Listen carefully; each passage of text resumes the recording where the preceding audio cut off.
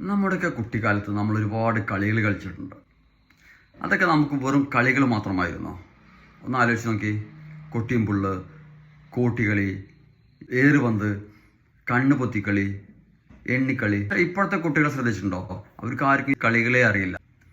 ആ കളികളിൽ നിന്നൊക്കെ നമുക്ക് ഒരുപാട് മാനസികമായ ശാരീരികമായ ഉല്ലാസങ്ങൾ കിട്ടാറുണ്ട്. നമുക്ക് ഒരുപാട് പ്രകൃതിയുമായി ഇണങ്ങി ജീവിക്കാൻ കഴിയാറുണ്ട്.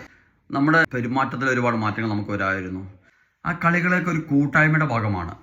നമ്മുടെ മാനസികമായും ശാരീരികമായും ഒരുപാട് വളർച്ചയെ സഹായിക്കുന്ന കാര്യങ്ങളാണ്. നമ്മൾ കൂട്ടുകാരോടൊപ്പം കൂടിയിട്ട് എല്ലാ കാര്യങ്ങളും സംസാരിച്ചും പറഞ്ഞുകൊണ്ടും ഒരുമിച്ച് കൊണ്ടും തല്ലുകൂടിയും കളിച്ചുമൊക്കെ ജീവിച്ച് പോരുന്നൊരു സമയമാണത്. പല ആൺകുട്ടികളും വൈകിട്ട് കളിക്കാൻ പോകുന്നുണ്ട്, ക്ലബ്ബിൽ പോകുന്നുണ്ട്, ജിമ്മിൽ പോകുന്നുണ്ട്. ഇപ്പോഴത്തെ ഭൂരിഭാഗം പെൺകുട്ടികൾക്കും അതുപോലുള്ള ശാരീരികമായ ഒരു ആക്ടിവിറ്റീസും ഇല്ല. കുട്ടികൾക്കായാലും നമുക്കായാലും ഇനി മൊബൈൽ മാറ്റി വെച്ചുകൊണ്ട് ഒരു കാര്യവും ചെയ്യാൻ കഴിയില്ല. കുട്ടികളുടെ മൊബൈൽ ഉപയോഗത്തിന് സമയം ക്രമീകരിച്ച് അവരെ കൂടുതൽ ശാരീരികമായ ആക്ടിവിറ്റീസിലേക്ക് നിർബന്ധിച്ച് പറഞ്ഞു വിടണം. ബുദ്ധി വളർച്ചയ്ക്ക് കായികക്ഷമതയും നിർബന്ധമാണ്. നിങ്ങൾക്ക് എന്താ പറയാനുള്ളത്? നമ്മുടെ എല്ലാം കുട്ടിക്കാലത്തെ കളികളും അതുപോലെ ന്യൂ ജനറേഷൻ കുട്ടികളുടെ കളികളും തമ്മിലുള്ള വ്യത്യാസങ്ങൾ എന്തൊക്കെയെന്ന് പറയാൻ കഴിയുമോ? ഒന്ന് കമൻറ്റ് ചെയ്യണേ.